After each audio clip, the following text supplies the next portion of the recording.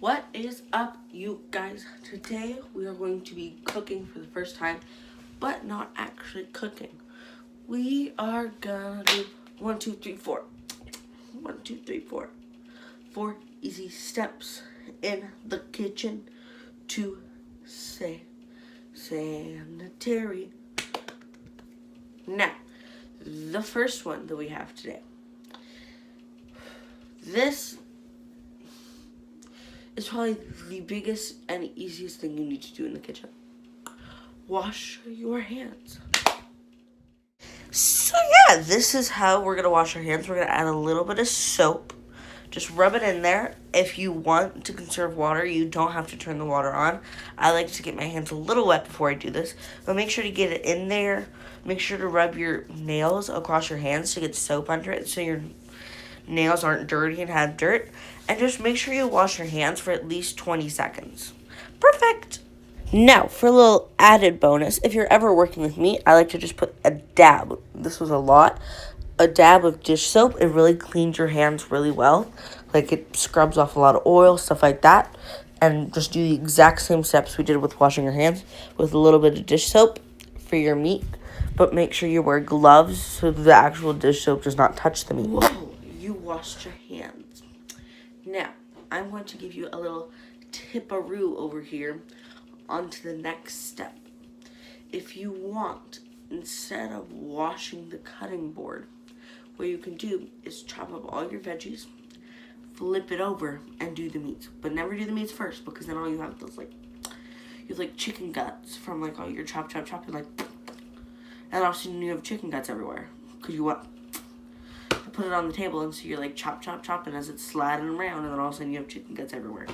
So you always do meat last if you're gonna do that. So now we're pretending to cut our vegetables. Kids, do not ever cut like this. This is for pretend to demonstrate. So you're chopping your veggies, and if you want to, just flip it over, and you can see how we're now cutting our meat after we flip the board over. So now you have your veggies, which are clean, and you can always wipe down the counter or surface afterwards. So yeah, you can flip over your cutting board. That was intense. Whoa. So now we're going to go on to the third step, but this time we're going to go extra fancy. I don't know why. Wash your hands before you touch your meat.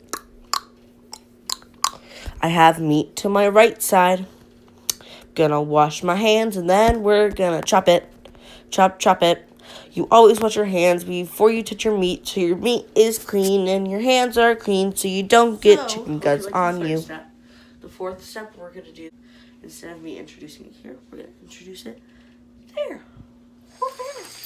This is fake meat. I'm washing fake meat. You wanna wash your meat with water. You do not put soap of no kind. Run it over some water to make sure that it's clean, and so are your hands.